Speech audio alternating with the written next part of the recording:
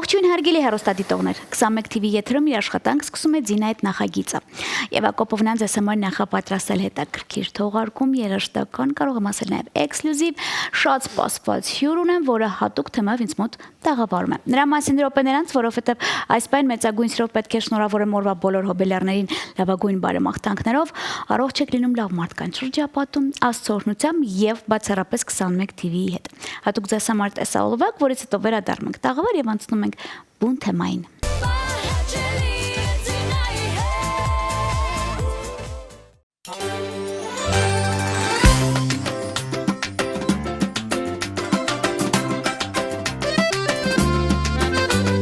Կյանք կա քո սրտում, թանկ ես իմ հոգում, հարազատ ամեն անցորդ, ամեն մի բակ հազարներից իմ միակ, քո գրկում այնքան ազատ ջան, ջան, ջան, իմ սիրելի Երևան, արի գնանք Երևան, Ամիրյանով Սարյան, մի բաժակ գինի խմենք, ջան ասենք ու ջան լսենք, արի գնանք Երևան, Թումանյանով Տերյան, Մանումենտով Կոմիտաս, այսօր պիտի մեր տուն գաս, Մանումենտով Կոմիտաս, այսօր պիտի մեր տուն գաս։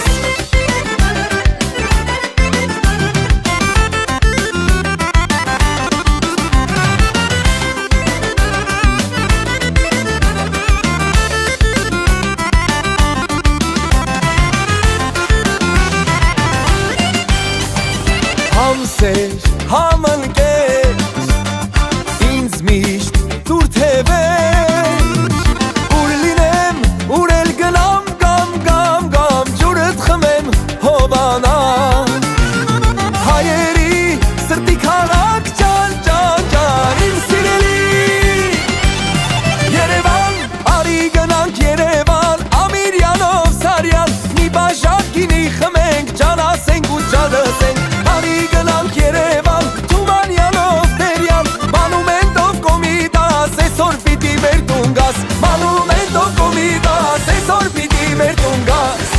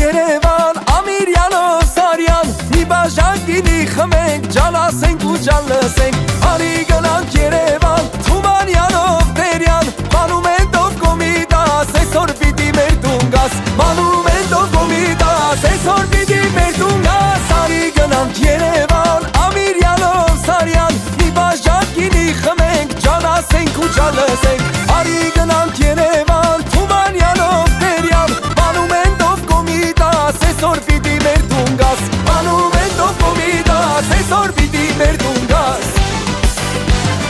այսօր պիտի մեր տուն գաս։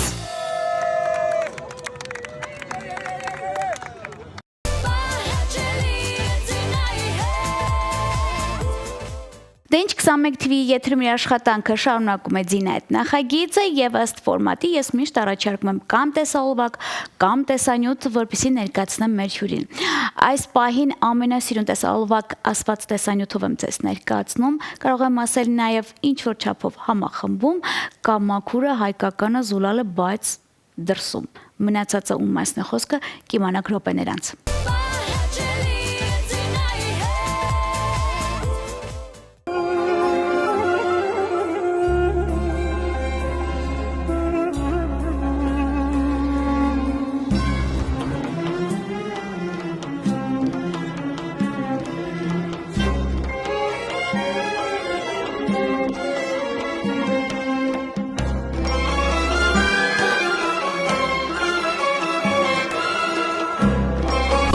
Сегодня идет генеральная репетиция.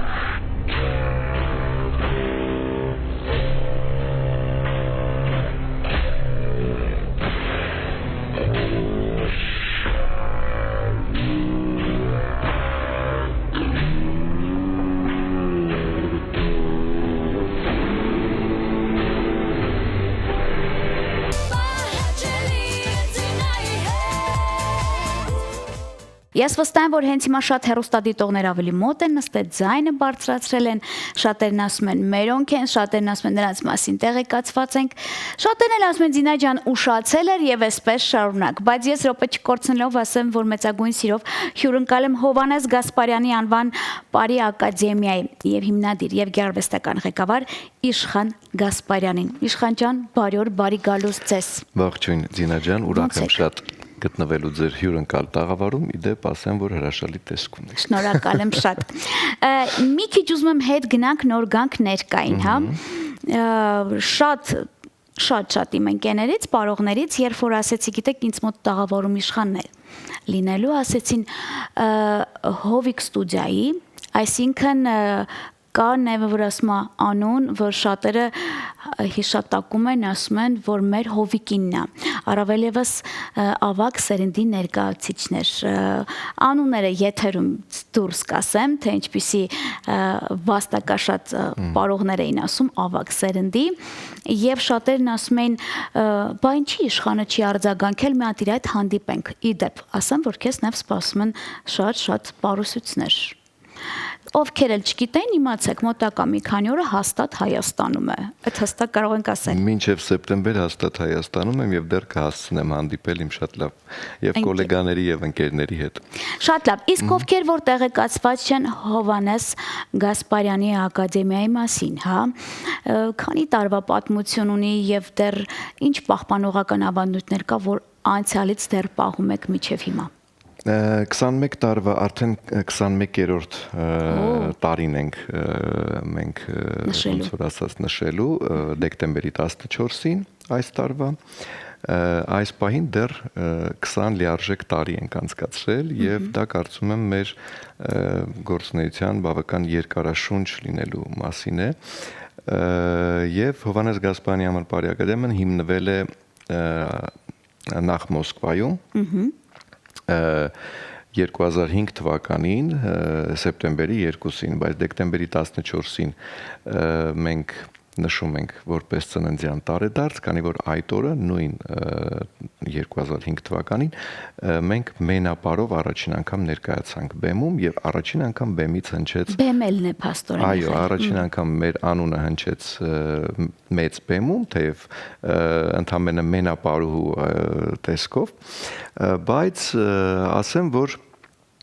դրանից հետո մենք իհարկե տարածվեցինք մեզ մոսկովյան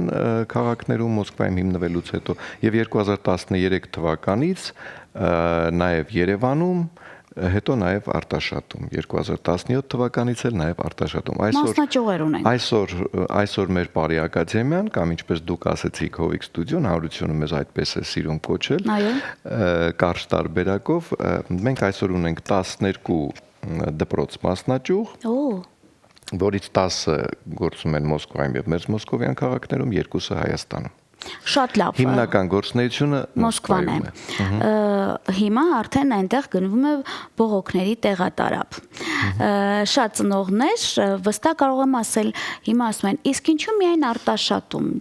Կարող է եկել եք ընդլայնվելու համար տենց թեմա կա կար ժամանակ որ մենք բացվել էինք նաև 1-2 այլ հասցեներում այսինքն այլ քաղաքներում սակայն պանդեմիայից հետո անհրաժեշտություն առաջացավ գոնե պահել մեծ մասնաճյուղերը համեմատաբար կամ մեծ մասնաճյուղերը մյուսների նկատմամբ ես կարծում եմ Ձինա ջան որ ֆիզիկապես անհնար է անընդհատ ընդլայնվել այն դեպքում եւ երբ դրա համար ոչ միայն մտավոր գաղափարական ռեսուրս է պետք, այլ նաև խորեոգրաֆիկ մանկավարժական ռեսուրս, այսինքն այս պահին մեզ մոտ ծարավ ունենք Այո, այս պահին մեզ մոտ 11 պարուսույց մանկավարժ է աշխատում Մոսկվայում եւ Երևանում միասին վերցված, բայց ասեմ, որ իհարկե ժամանակ առ ժամանակ նրանք կարող են փոփոխվել, այսինքն բնականաբար ամեն մարդ յուրովի է անցնում իր ճանապարհը եւ հիմնականում կարող եմ ասել, որ մեզ մոտ բավական երկար են աշխատում պարուսույց մանկավարժները եւ նրանց մեջ կան մարդիկ, ովքեր 7, 10 եւ ավելի տարիներ աշխատում են մեզ մոտ։ Մենք նույնիսկ ունենք դասական Պարիի դասվար Մոսկվայում Մարիա Պետրոսյանը, որը ֆենոմենալ, այսպես ասած, պատմություն ունի մեզ մոտ եւ ճանապարհ է անցել, որովհետեւ գրեթե բացման օրվանից մինչ այսօր 21 տարի նա մեզ հետ է։ Մեծանում է։ Այո։ Եվ այսինքն մանկավարժական ռեսուրսը նույնպես շատ կարեւոր է եւ նաեւ հարկ եմ համարում նշել, որ մենք շարունակաբար, այսինքն նոր մարդիկ ենք կրկին ընդգրկում մեր շարքերում, ի նկատի ունեմ մանկավարժ պարուսույցների մասին է խոսքը, ընդ որում ինձ համար անձամբ այնքան էլ կարևոր չէ, որ տվյալ անհատը ունենա հենց մանկավարժի կրթություն։ Ինձ համար կարևոր է, որ նա ունենա պրոֆեսիոնալ պարողի կրթություն, որովհետև մանկավարժ շատ ավելի ցանկալի է հիմա միգուցե մի քիչ պրովոկացիոն հնչի իմ ասածը, բայց ինձ համար ավելի ցանկալի տարբերակը դա պրոֆեսիոնալ պարողից կերտել մանկավարժ։ Ինչը ավելի հեշտ է։ Ինչը ավելի հեշտ է, որովհետև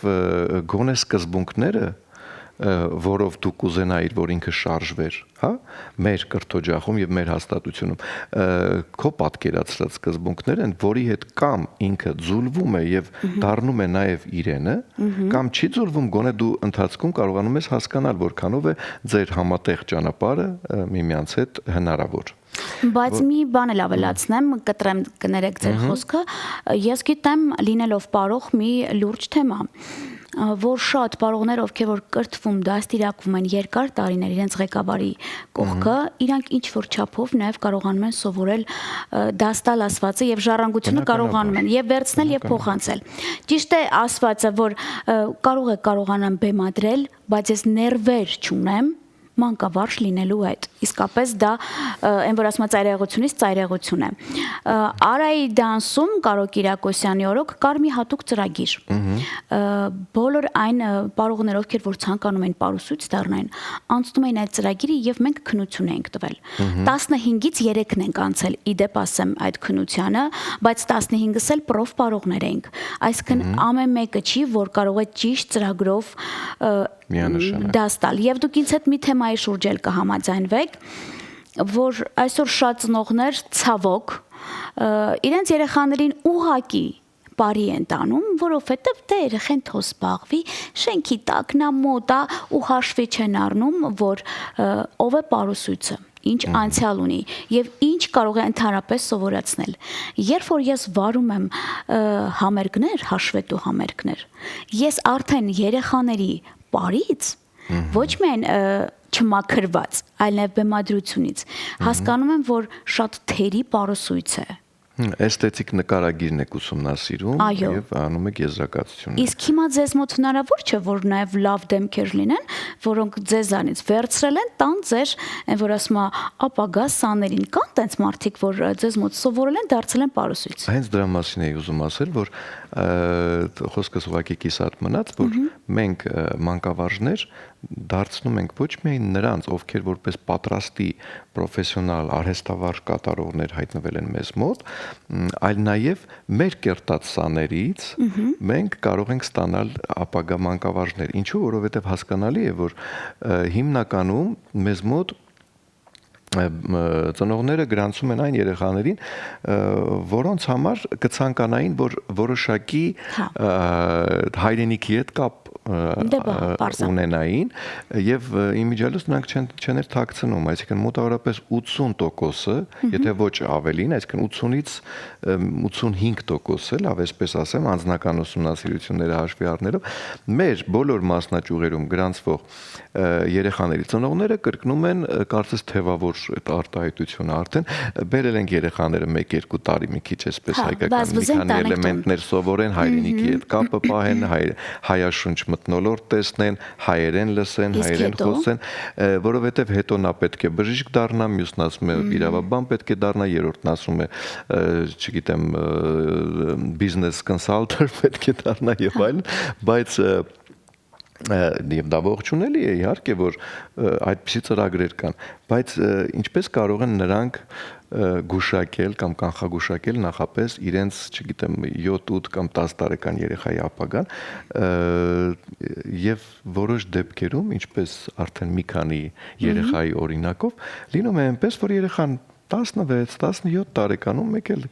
բարելով մեզ մոտ այդ 1-2 տարին ձգվում դառնում է 10-12 տարի եւ ավելի եւ մի գեղեցիկ օր նայ ծնողներին ասում է գիտեք ես ուզում եմ իմ կյանքը շարունակել պարվեստի ճանապարհով բնականաբար ազատ է արդեն իր ճանապարհի մեջ կարող է եւ մեզ հետ կերտել այդ ճանապարհը կարող է ինքնուրույն կերտել այդ ճանապարհը իմիջիալոց ասեմ այսինքն մենք զուտ նախադասությունս ավարտելով ասեմ որ մեր մանկավարժների կազմը ինչպես ընդգրկում է մեր նախկին սաներին, որոնց մենք ինքներս ենք դարձրել, դե նախ իհարկե օգնականներ, փորձավարներ, իսկ պարուսույցներ, այո, ինչպես նաև նրանք, ովքեր որ այսպես ասած հետո են հայտնվել մեզ մոտ կայանալուց հետո, որոշակի եւ պետական կոլեկտիվներում եւ առհասարակ այլ կրթօջախներից մեզ մոտ հասած։ Եվ մի բան էլ ասեմ, որ շատ կարևոր է, եթե մենք քանի որ խոսեցինք պարուսույցներից եւ մանկավարժներից եւ էսթետիկայից, որը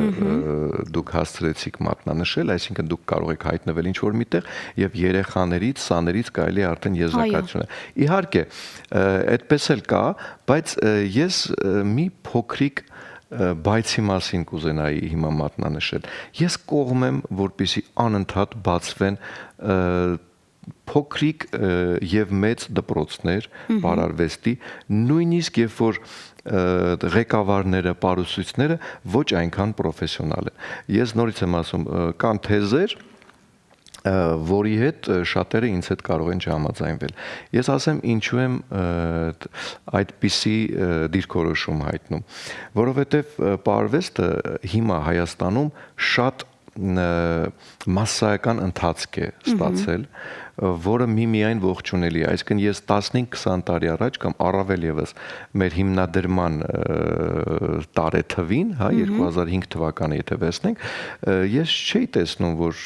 Հայաստանի Հանրապետությունը այդքան մոլերանտ պարվեստի, այդպես ասած նկատմամբ, այսինքն հայացքներ ունի կամ ինչ որ համակրանք ունի,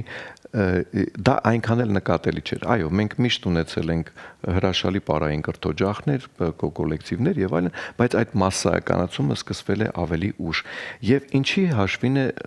տեղի ունենում այդ մասսայականությունը։ Եթե օրինակ, չգիտեմ, մեզ մոսկովյան քաղաքներից մեկում այսինչ շքամուտքում նույնպես բացվում է ինչ-որ փոքրիկ բարի խմբակ եւ այդտեղ ոչ այնքան պրոֆեսիոնալը իր պարուսույցը կամ ղեկավարը Դա այնքանով է ողջունելի, որ տվյալ շքամուտքում մենք մեկ այլ պարային կրթօջախ, որոնց լուրջ պետք է համարենք, գուցեև հնարավորություն չունի հասնելու, հա, բայց այդ շքամուտքում հոգ է տանում մեկ այլ անձնավորություն, տվյալ հատվածի ենթադրենք երեխաների համար, ովքեր հետաքրված են պարով, եւ նրանք, ովքեր որ ինչ որ ճանապարհ կանցնեն այդ դիլետանտիկ մոտեցում ունեցող ենթադրենք ղեկավարի մոտ, անպայման շատ ավելի ընկղմվելով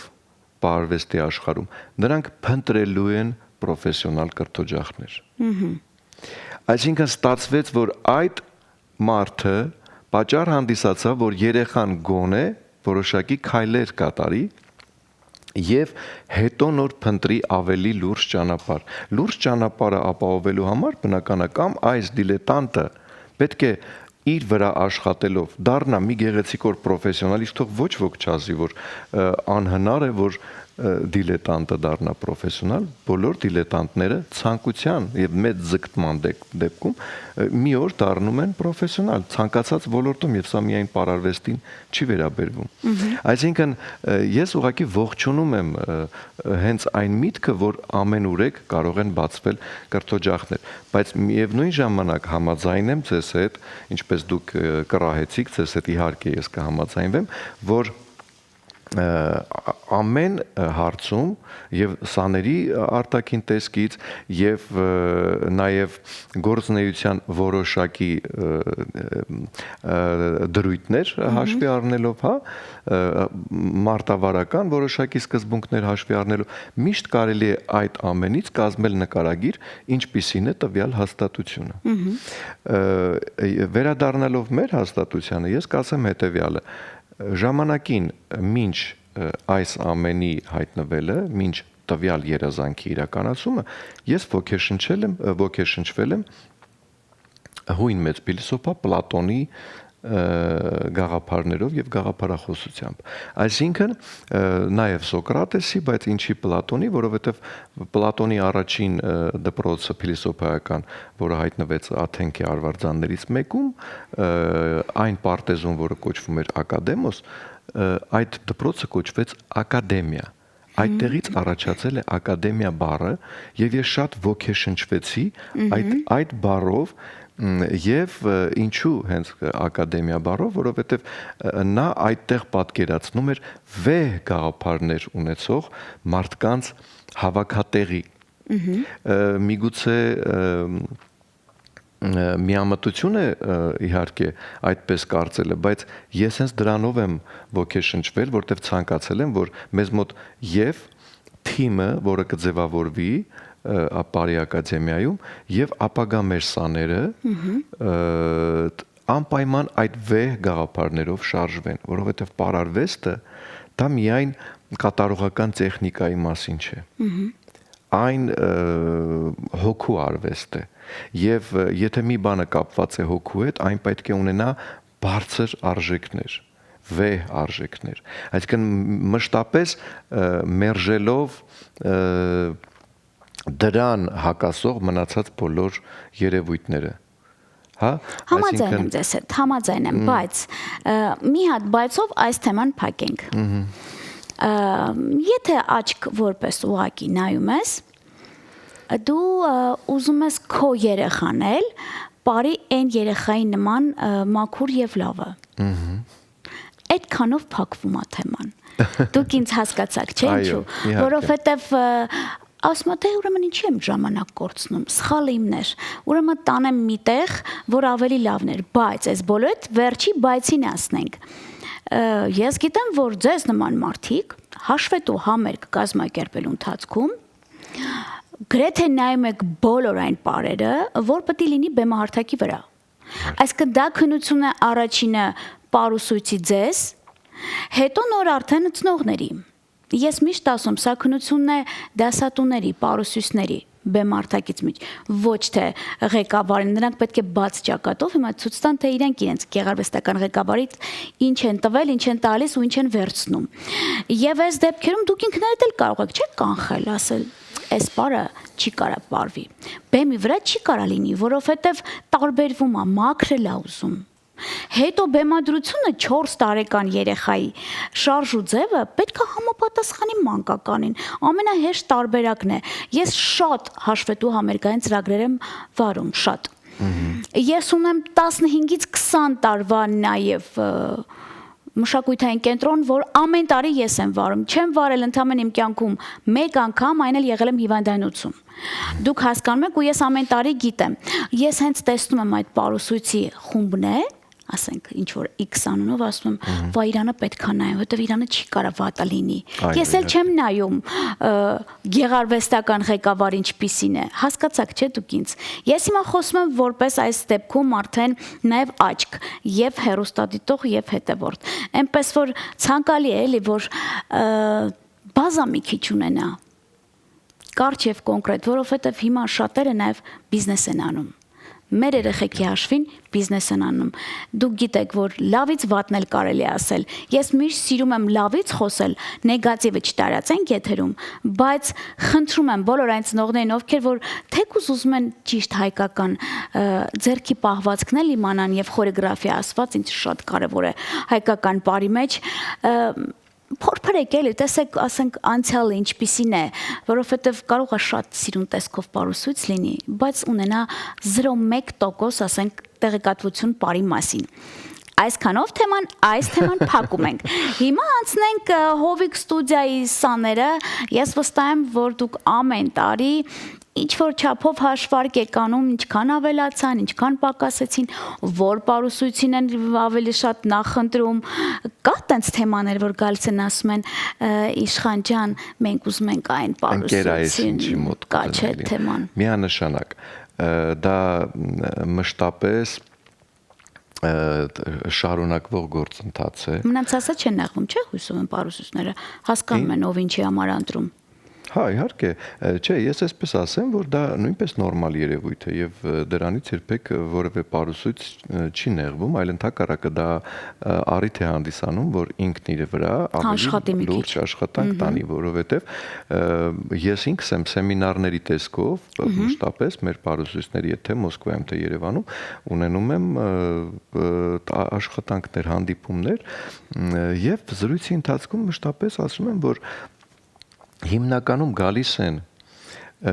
եւ հետևում են այն պարուսույցին եւ էտալոն է դառնում այն պարուսույցը երեխաների համար, որը թե դահլիճում, թե դահլիճից դուրս օրինակելի է այդ երեխայի համար եւ նաեւ ծնողի համար։ Գիտեք ինչ, կասեմ հետեւյալը։ Իհարկե շատ այսպես նուրբ թեմային նորից կանրադառնամ, բայց դա տարածական բնույթ է կրում եւ դուք էլ շատ լավ նշեցիք, որ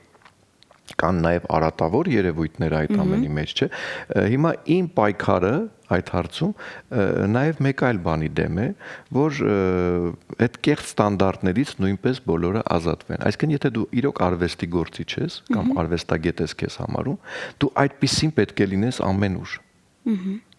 Այսինքն, դու չես կարող դահլիճում կերտել հզոր արժեքներ, ոչ միայն էլեմենտներին անդրադառնաս, այլ նաև այդ փիլիսոփայությանը, հա, բարի, եւ դահլիճից դուրս գաս եւ ընկերներիդ հետ հայոախառախ խոսքերով ինչ որ քննարկումներ ունել։ Նման բաներ իհարկե այս 21 տարվա ընթացքում, ինչպես եւ մնացած այլ կրթօջախներում, մեզ մոտ նույնպես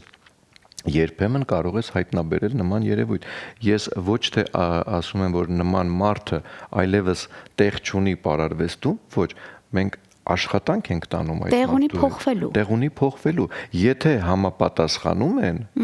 սպասելիքները եւ քո եւ իր։ Այսինքն, եթե նրա սպասելիքները գոնե ինչ որ առումով կարող են համատեղվել այդ բարձր արժեքների հետ։ Համաձայն եմ։ Ասածս հենց դրա մասին է, իսկ ինչ վերաբերվում է բիզնես ասվածին, Ծինա ջան, իհարկե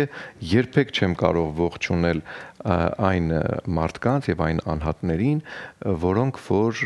գալիս են մեր ասպարեզ, պարարվեստի ասպարեզ բիզնես նպատակով, բայց կարող եմ էլի բայցով շարունակել։ Թող բիզնես էլ անեն։ Անպայման առաջին հերթին պետք է լինի արվեստ, բայց այդ արվեստը պետք է ունենա նաև բիզնես հենք, այսինքն ինքը պետք է ունենա այնքան կայուն մարտավարություն, որը ապահովի բյուջե, որովհետև այսօր հովանավորներով կրթօջախներ շատ քիչ կան։ Օրինակ մենք նույնպես այս տարիների ընթացքում եղել են 2-3 ենթադրենք փուլեր, երբ մենք ունեցել ենք նաև հովանավորներ, եւ ես նրանց մշտապես շնորհակալ եմ, որտեղ նրանք այսօր էլ լավ ընկերներ են, բայց հովանավոր ասվածը դա ուխտագնացություն չի, այսինքն մարդը չի գալիս եւ երթվում հավերժ ծառայել քեզ իր միջոցներով։ Նա կարող է մեկ անգամ ինչ-որ համերգ ֆինանսավորել, երկրորդ անգամ մեկ այլ պրոյեկտ կամ միջոցառում եւ այս ամենը արդեն ողջունելի է, բայց ամեն ինչ պետք է դու ինքդ իրականացնես այնպես, որպեսզի բյուջեն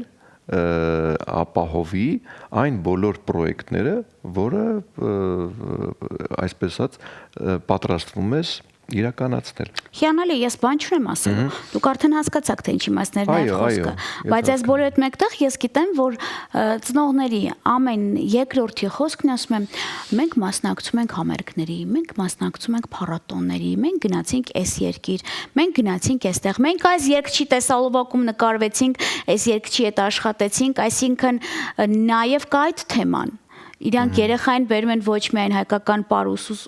սովորելու համար, այլ նաև բեմում իրենց երեխեքին տեսնելու համար։ Ես ինչ որ չափով փորփրելով Հովիկ ստուդիային նաև այսպես ասած եւ անցյալի եւ ներկան ես հասկացա, որ բավականին լուրջ համերգներ եք ունենում, համագործակցություններ եք ունենում եւ կան ինչ որ հատուկ նաև երգիչներ ձեզ հետ աշխատում համագործակցում են եւ եթե հենց հիմա մեզ Հայաստանից բնականաբար հանրապետությունը մեզ նայում կան անհատներ, ովքեր որ թեկուս եւ այստեղ են ապրում եւ Մոսկվայում երգիչները հիմա բավականին շատ են այդպիսի ցանկանան ձեզ հետ համագործակցեն բաց դաշտ եք, չէ՞։ Իհարկե մենք մեր գործունեության ընթացքում ստեղծել ենք երկու մեծ պրոյեկտ համերգ փառատոններ, որոնցից մեկը դեկտեմբերին ամեն տարի իրականացվող Ամանորյա Հայաստանը ես եմ փառատոնն է երկի եւ բարի փառատոնը, ինչպես նաեւ ամեն մայիս-հունիս ամիսներին իրականացվող Բյուրեղյա նուր մրցանակաբաշխությունը։ Այո։ Այսինքն դրանք մրցույթներ չեն, դրանք մրցանակաբաշխություն փառատոններ են, որտեղ մենք, այո, ինչպես դուք նշեցիք, Ցինա ջան, մենք համագործակցում ենք նաեւ երկարվեստի մեր ընկերների հետ, նրանց մեծ մասը մեր ընկերներն են, հատկապես նրանց հետ ում հետ արդեն հանդիպել ենք մի քանի անգամ մեր համերգների ընթացքում, միանշանակ հրաշալի եւ ջերմ հարաբերություններ ունենք եւ այո, մենք պարբերաբար նաեւ ունենում ենք նոր մարդիկ մեր բեմերում, ի նկատմեմ երկարվեստի նկատմամբ, որպես հյուրեր եւ բացենք մշտապես այդ նոր համագործակցության համար։ Ինչու է երկի եւ բարի փառատոն ֆորմատի մեջ, որովհետեւ պատկերացրեք այսպես, ձեր նախադասությունը ես ուղղակի շարունակում եմ։ Դուք նշեցիք, որ ծնողների համար նույնպես հետաքրքիր է գալ դիտել իրենց երեխաներին։ Իսկ պատկերացրեք ծնողների համար որքան հետաքրքիր է գալ դիտել իրենց երեխաների պարերը, պարային կատարումները, եւ նաեւ հայտնի հանրային մարդկանց հետ նրանց շփումը բեմում եւ պարային կատարումները եւ նույնիսկ նեղ կուլիսային, հետ կուլիսային շփումները, այսինքն այդ երեխայի մոտ նույնպես որոշակի հորիզոն կարող է ձևավորվել, չէ՞, այսինքն աշխարհայացք կարող է ձևավորվել, այդ կապը ավելի ամրացնելով եւ Հայաստան հասկացողության հետ, հայրենիք հասկացողության եւ ինչու՞ չէ գամ մի հատ էլ կարեւոր կետի։ Մեզ համար նաեւ շատ կարեւոր է, որ եւ ծնողը որպես հանդիսատես նստած դահլիճում եւ երեխան բեմի վրա շփվելով շատ ու շատ թե հանրային, թե պրոֆեսիոնալ մարդկանց հետ եւ արվեստի ասպարեզում եւ առհասարակ բոլոր արվեստի հետ կապ ունեցող բոլոր ոլորտներում այդ մարդկանց հետ շփվելով ձևավորվում է, նորից եմ ասում, աշխարհայացք, որովհետեւ մեզ համար ոչ թե կարեւոր է ամենակամ կարևորն է, որ մենք մեծացնենք կամ կարողանանք դաստիարակել, եթե մենք այդպիսի իրավունք կարող ենք մեզ վերապահել, հա, որ մենք ասում ենք դաստիարակում ենք լավ հայեր։ Ես սիրում եմ ասել, մենք ուզում ենք դաստիարակել լավ մարդիկ։ Որովհետև լավ հայ միշտ չէ, որ նշանակում է լավ մարդ։ Համաձայն եմ։ Մի քիչ պարադոքսալ, այսպես ասած, այո, բնույթ կարող է ունենալ սա, բայց սա նույնպես փորձառության, սեփական փորձառության ճանապարհին արված եզրակացություն է, հա։ Այսինքն այդ լավ հայը իհարկե չեմ տարածվի հիմա շատ ու շատ այլ ինչ որ սկզբունքների մեջ, բայց ընդհանրապես կասեմ հետեւյալը.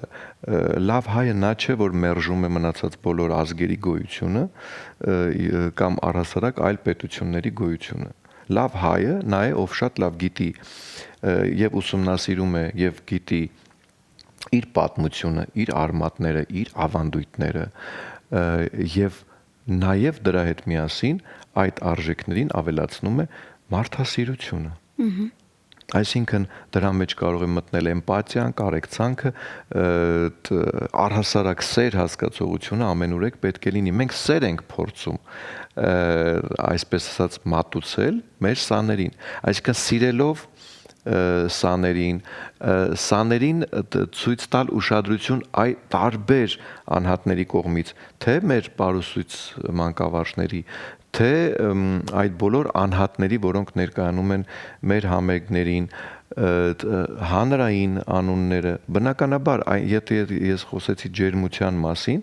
այդ ջերմ հարաբերությունները ում հետ կարող են ձևավորվել, միայն այն մարդկանց, ովքեր կիսում են մեր հետ այդպիսի արժեքները եւ մոտեցումը, եւ սաներին նույնպես մեր ցուցաբերում են ուղղակի շատ ջերմ էմոցիաներ, հա, օրինակ կարող են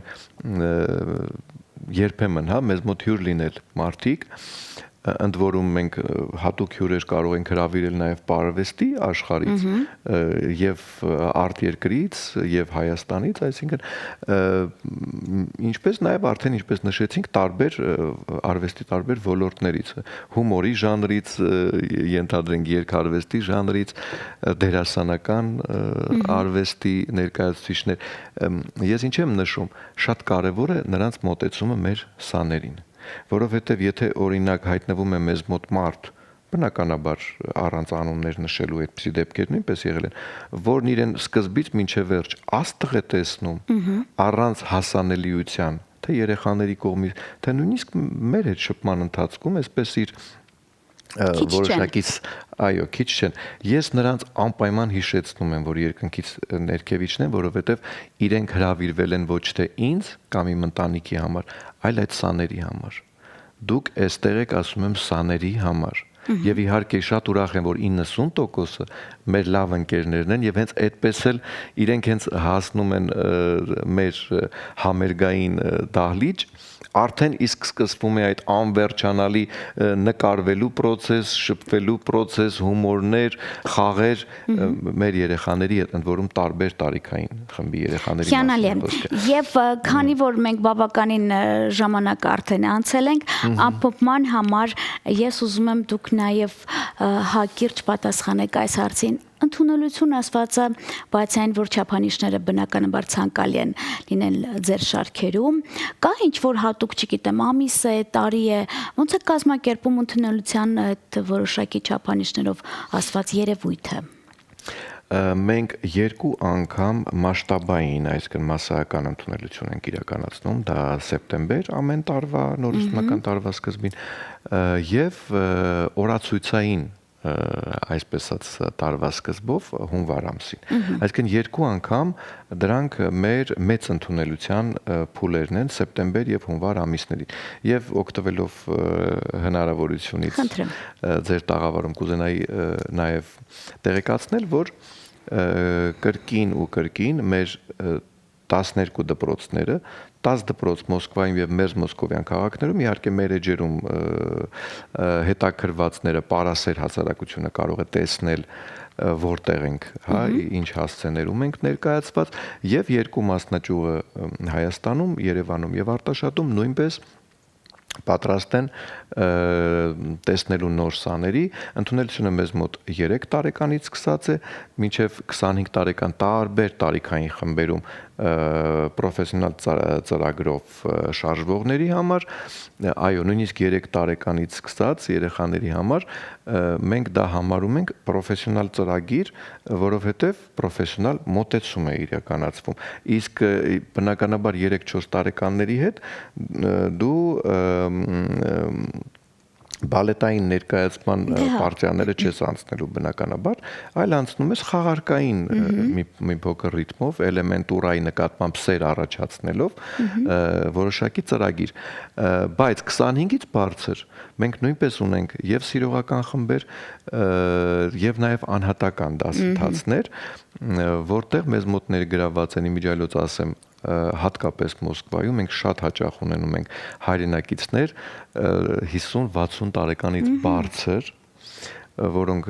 սիրողական խմբերում են ընդգրկվում կամ անհատական դասընթացներում են։ Այսինքն սա մեր ընդունելության հիմնական տարիքային խմբերն են, ինչպես նշեցի, բայց ասեմ, որ բացի այդ հիմնական փուլերից, սեպտեմբեր եւ հունվար ամիսներից, մենք այն կրտոջախնենք, որ ողջ տարվա ընթացքում կարող ենք անցկացնել, то есть ունենալ ընդունելություն։ Ինչու, որովհետեւ մեզ մոտ դահլիճում բնականաբար արդեն նշեցի, որ աշխատում է 1-ից ավելի պարուսույց։ Ցանկացած դասաժամին մեզ մոտ դահլիճում 1-ից ավելի պարուսույց է ներկայացված։ Եվ եթե կա նոր սան, ապա երկրորդ, երրորդ պարուսույցների առաքելությունը, այսպես ասած, կայանում է նրանում, որ նոր երեխային հասցնի այն ծրագրին, որպեսզի նա խնդիրներ չունենա հետագա ընթացքի հետ կապված։ Կամ էլ եթե շարունակական ընդունելությունը այսպես ասած գալիս է այն կետին, որ մենք կարող ենք նոր խմբեր ձևավորել, նորից զրոյական խմբեր, ապա ձևավորում ենք նոր խմբեր նոր ծրագրով։ Հասկացա, այսինքն բոլոր հարցերի պատասխանները ինչ որ չափով ունենք։ Կարող ենք տեղավորվել նաև ըստ ծնողի ցանկության, որտեղ ես գիտեմ կան ծնողներ, կարող են ինչ-որ ժամանակահատվածում գալիս են Մոսկվա մի քանի ամսով բնակվելու, ուզում են երեխան հետ չմնա, կարող են ընդգրկվել այդ ժամանակահատվածում։ Իհարկե, մի քանի Այդ էր ասածս էլի հիմնականում։ Այո, ցանկացած ժամանակահատվածի համար մենք ունենք ծրագիր եւ դասընթացներ, այսինքն յուրաքանչյուր ծրագիր ունի իր առանձնահատկությունները, յուրաքանչյուր ծրագրով զբաղվում է առանձին մարդ, առանձին անհատ կամ անհատներ։ Այսինքն ամեն հարցի համար բնականաբար ունենք պատասխան։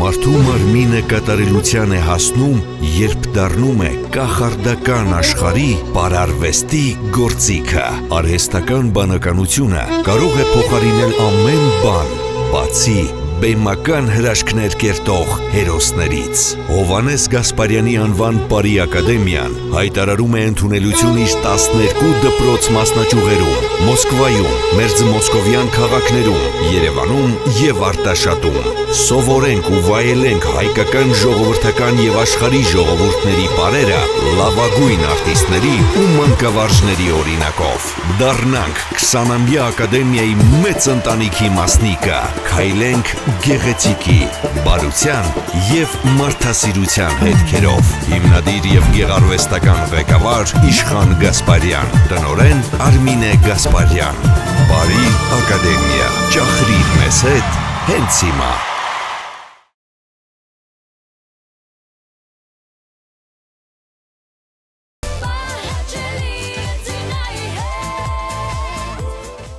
Իսկ ես վստահ եմ, որ շատ հարցերի պատասխաններ ոչ միայն ես ստացա, այլև շատ հեռուստադիտողներ, որոնք պարաշխարի ներկայացուցիչներից մոտ բավականին շատ են,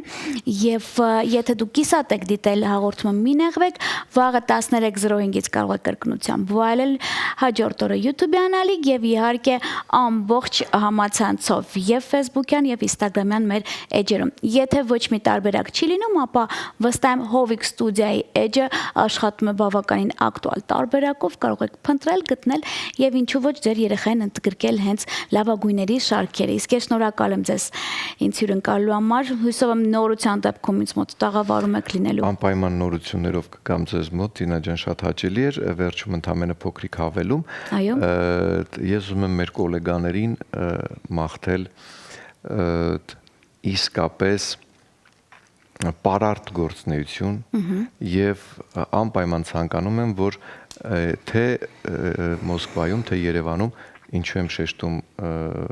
երկու քաղաքներն էլ, որովհետև Մոսկվայում մենք մեր շուրջը հավաքել ենք շատ ու շատ պարային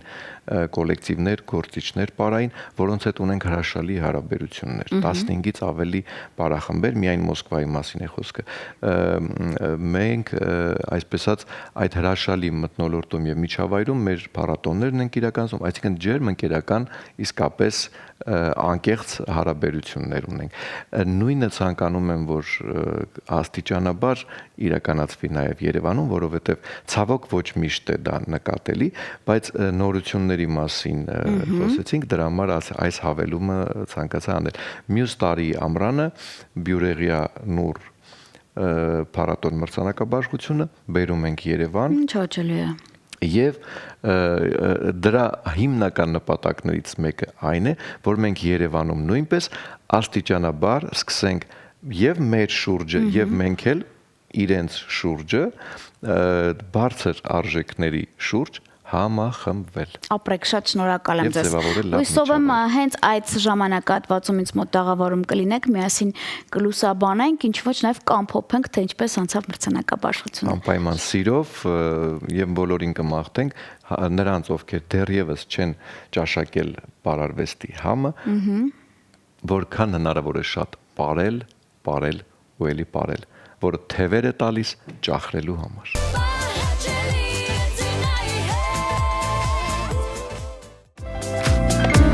Хрустальный гранат, сверкай, как маяк, волшебный дом мечты. Արվեստի թևերով найдем я и ты. Хрустальный гранат, сверкай, как маяк, волшебный дом мечты. Արվեստի թևերով найдем я и ты. Արվեստի թևերով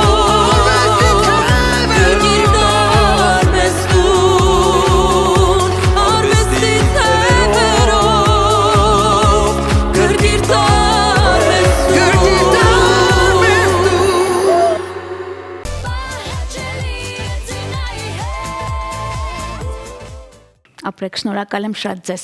Ես Եվ այսքանից շնորհակալ հետո շնորհակալ եմ բոլոր այն հեռուստադիտողներին, ովքեր որ միջև հիմա հետևում են եւ միշտ Ակոպովնայից անկկալում են հետաքրքիր թողարկումներ։ Միջև հիմա ձեզ այդ Պարաշխարի լավագույն ներկայացուցիչի ընկերներ եւ իհարկե ձեր Ձինա Ակոպովնան, ում կարող եք փնտրել եւ գտնել բացառապես 21 TV եթերում։ Բարին ընձեզ։